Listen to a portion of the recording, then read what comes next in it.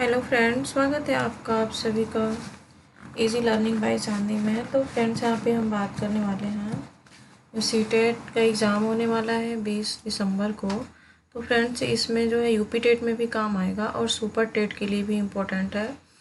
इसमें जो है आकलन और मूल्यांकन इसमें चैप्टर है। तो इसमें हम जो असेसमेंट और इवेलुएशन जो मूल्यांकन करते हैं ये बच्चों से रिलेटेड ये बहुत इम्पोर्टेंट है फ्रेंड। तो चलिए इसके बारे में हम आज बात करते हैं कि सबसे पहले हम जानते हैं कि आकलन क्या है। तो सबसे पहले हम आकलन के बारे में बात करते हैं कि आकलन असेसमेंट क्या है। तो किसी के बारे में जानकारी इकट्ठा करने की प्रक्रिया आकलन कहलाती है। तो यहाँ पे है कि किसी के बारे में यानी कि बच्चे के बारे में जो हम जानकारी इकट्ठा करने की जो करते हैं उसे हम आकलन कहते हैं। और यहाँ पे है कि टीचिंग लर्निंग प्रोसेस के दौरान निरंतर चलने वाली प्रक्रिया है।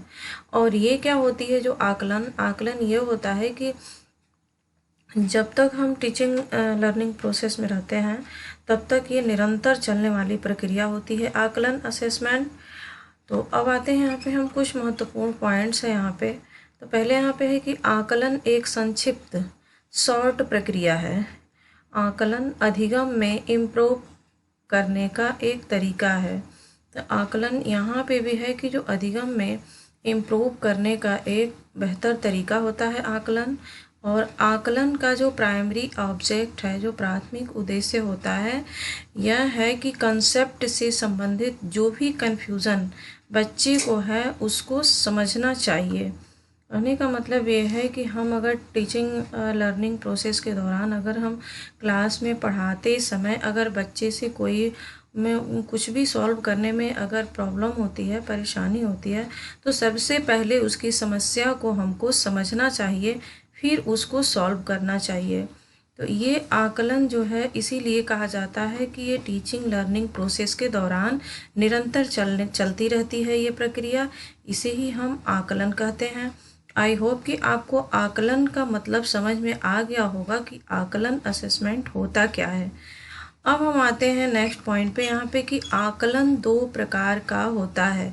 यहाँ पे है कि जो आकलन है वो दो प्रकार का होता है। तो पहला है यहाँ पे कि रचनात्मक आकलन। पहला यहाँ पे है रचनात्मक आकलन और दूसरा यहाँ पे है योगात्मक आकलन। तो सबसे पहले हम रचनात्मक आकलन की बात करते हैं जिसको हम फॉर्मेटिव असेसमेंट बोलते हैं। तो यहाँ पे फ्रेंड्स हम हिंदी के साथ साथ अगर इनके नाम इंग्लिश में भी अगर हम लर्न कर लेते हैं तो बहुत इम्पोर्टेंट होता है, क्योंकि सीटेट के जो कीवर्ड्स जो आते हैं हिंदी में वो थोड़ा सा डिफ़िकल्ट होते हैं, लेकिन इंग्लिश में एज इट इज़ ही मिल जाएंगे। तो हमें क्वेश्चन सॉल्व करने में कोई प्रॉब्लम्स नहीं होगा। इसके बारे में हम पहले जानते हैं कि रचनात्मक आकलन है क्या। तो यहाँ पे है कि पढ़ाने के दौरान किया गया आकलन ही रचनात्मक आकलन कहलाता है। जैसे कि जब हम पढ़ाते हैं उसके दौरान हम क्लास में अगर पढ़ाते हैं उसके दौरान जो आकलन करते हैं हम उसी को कहते हैं कि पढ़ाने के दौरान किया गया आकलन ही रचनात्मक आकलन होता है। यह बच्चे के बारे में जानने का बेस्ट आकलन या तरीका होता है। कहने का यहाँ पे मतलब यह है कि जो क्लास में बच्चा है उसके बारे में जानने के लिए कि वो बच्चा कितना सक्षम है, कितना बता सकता है, कितनी उसकी जो माइंड है ब्रॉड है, कितना मतलब क्या कर सकता है, इससे बेस्ट तरीका बच्चे के बारे में जानने का और कुछ नहीं हो सकता है, जो कि एक रचनात्मक आकलन के थ्रू हम एक बच्चे के बारे में अच्छे से जान लेंगे। तो इसके पहले हम यहाँ पे है कि एग्जाम्पल्स हैं यहाँ पे कि ओपन इंडेड क्वेश्चंस, जैसे कि एक क्वेश्चंस के कई सारे जो है उत्तर अगर बच्चा देता है तो ये होता है ओपन इंडेड क्वेश्चंस। क्वेश्चंस के एक होते हैं लेकिन उसके कई सारे आंसर्स होते हैं, जैसे कि उसका ऑब्जर्वेशन, उसका प्रोजेक्ट और क्लास डिस्कशन। तो इसमें जो है जो क्लास डिस्कशन है, क्लास डिस्कशन भी बहुत इम्पोर्टेंट है, और इसमें जो है जो प्रोजेक्ट है ये भी बहुत इम्पोर्टेंट है। तो जो ये प्रोजेक्ट है, प्रोजेक्ट भी बच्चों से करवाना चाहिए और क्लास में एक दूसरे के सहयोग से बच्चों में आपस में क्लास में किसी भी एक टॉपिक दे देना चाहिए और उस पर बच्चे अगर डिस्कस करते हैं उसके बारे में तो वो होता है। तो ये रचनात्मक आकलन है। ये सारे हम टीचिंग लर्निंग के टाइम पर ही, उसी के दौरान, हम पढ़ाने के दौरान ही करते हैं। हम क्लास में ये सारी चीज़ें हम करते हैं। ओपन एंडेड क्वेश्चंस हुआ, ऑब्जर्वेशन हुआ, या प्रोजेक्ट का वर्क हुआ, या क्लास डिस्कशन हुआ, ये सब हम पढ़ाने के दौरान के, इसीलिए कहा जाता है कि पढ़ाने के दौरान किया गया आकलन ही रचनात्मक आकलन कहलाता है, फॉर्मेटिव असेसमेंट कहलाता है। अब आते हैं यहाँ पे दूसरा और नेक्स्ट है यहाँ पे कि योगात्मक आकलन हम किसे कहते हैं। तो योगात्मक आकलन यहाँ पे है कि जो योगात्मक आकलन होता है, जिसको हम इंग्लिश में समेटिव असेसमेंट कहते हैं, ये है कि साल के अंत में किया जाने वाला आकलन योगात्मक आकलन कहलाता है। यहाँ कहने का मतलब ये है कि हम बच्चों को साल भर टीच करते हैं, साल भर पढ़ाते हैं, और हम क्या करते हैं कि एग्जाम्पल में यहाँ दिया हुआ है कि छमाही परीक्षा और वार्षिक परीक्षा लेने के बाद हम बच्चों को देखते हैं कि बच्चा कितना जानता है, कितना नंबर पाया है, कौन सा ग्रेड मिला है। तो ये होता है योगात्मक आकलन। कुल मिला जुला करके बच्चे का जो है शुरू से ले करके लास्ट तक पूरे ईयर का जो है लास्ट में आकलन कर देना जोड़ करके, वही योगात्मक आकलन होता है, समेटिव असेसमेंट होता है। ये अंत में होता है, साल में होता है।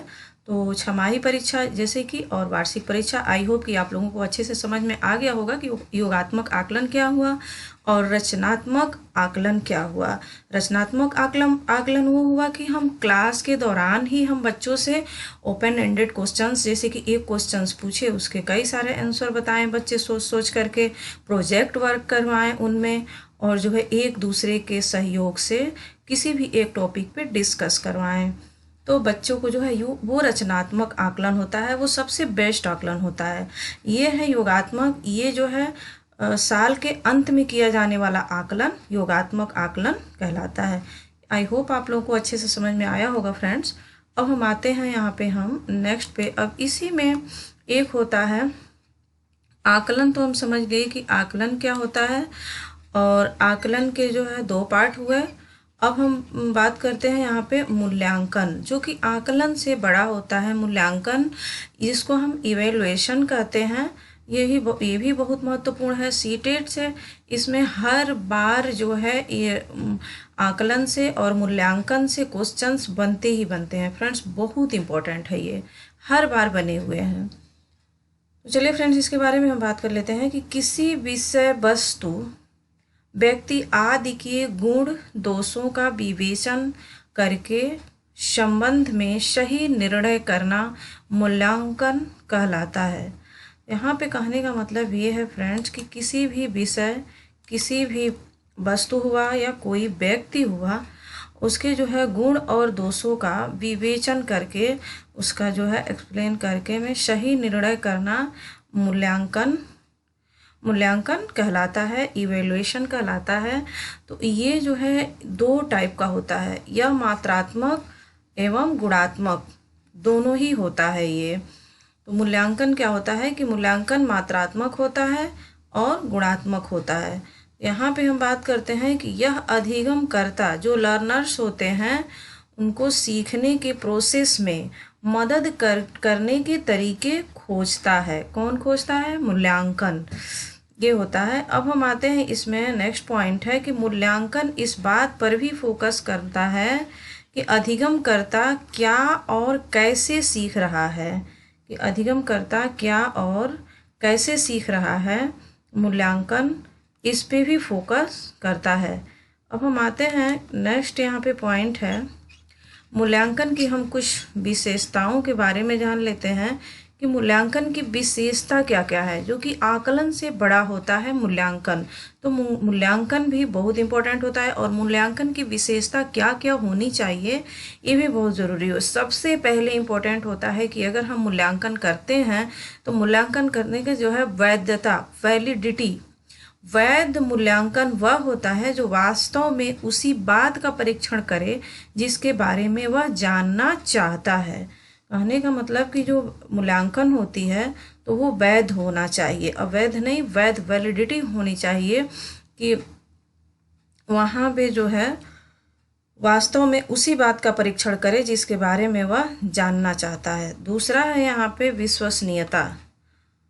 यहाँ पे जो विश्वसनीयता है ये है कि विभिन्न परंतु एक जैसी परिस्थितियों में किसी प्रश्न, परीक्षण या परीक्षा का उत्तर पूर्णतः एक ही प्रकार का होगा तो ऐसा मापन विश्वसनीयता कहलाएगा। कहने का मतलब कि जो हम क्वेश्चंस बनाते हैं, जो पेपर्स बनाते हैं किसी भी एग्ज़ाम्स के लिए, उसमें क्या होना चाहिए कि विश्वसनीयता होनी चाहिए। वो एक जैसी परिस्थितियों में किसी प्रश्न या परीक्षण या परीक्षा का उत्तर पूर्णतः एक ही प्रकार का होगा। कहने का मतलब कि अगर एक क्वेश्चन है, अगर उसका आंसर एक है तो वो सारे ही जो है, सारे ही पेपर के आंसर्स वो एक ही होना चाहिए, अलग अलग नहीं होना चाहिए। ये विश्वसनीयता होनी चाहिए क्वेश्चंस की। अब आते हैं हम यहाँ पे व्यवहारिकता पे बात कर लेते हैं कि व्यवहारिकता क्या है। तो यहाँ पे है प्रैक्टिकली मूल्यांकन की प्रक्रिया, लागत और प्रयोग, सरलता की दृष्टि से वास्तविक व्यवहारिकता होना चाहिए। कहने का मतलब यहाँ पे है कि जो व्यवहारिकता है, जो प्रैक्टिकलिटी होती है कि वो मूल्यांकन की प्रक्रिया, लागत और प्रयोग, सरलता की दृष्टि से वास्तविक और व्यवहारिक होना चाहिए। अब यहाँ पे हम आते हैं वस्तुनिष्ठता क्या है कि जिस मूल्यांकन दो उत्तर हो और परीक्षक का प्रभाव न पड़े। कहने का मतलब यहाँ पे है वस्तुनिष्ठता का मतलब कि जिस मूल्यांकन में एक ही उत्तर हो, यहाँ पे रहेगा फ्रेंड्स कि एक ही उत्तर हो और परीक्षक का कोई प्रभाव ना पड़े।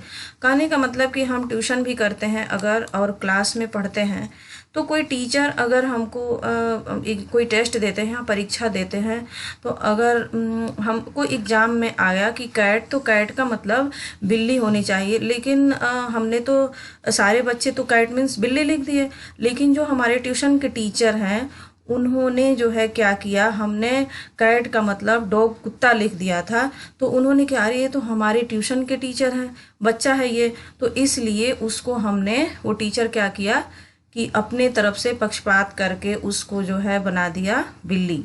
मतलब कि वो गलत लिखा है फिर भी उसको वो सही कर दिया। तो इसलिए कहा जाता है कि जिस मूल्यांकन में एक ही उत्तर हो, सबका हो, अगर गलत है तो गलत है, सही है तो सही है, वो परीक्षक का प्रभाव न पड़े।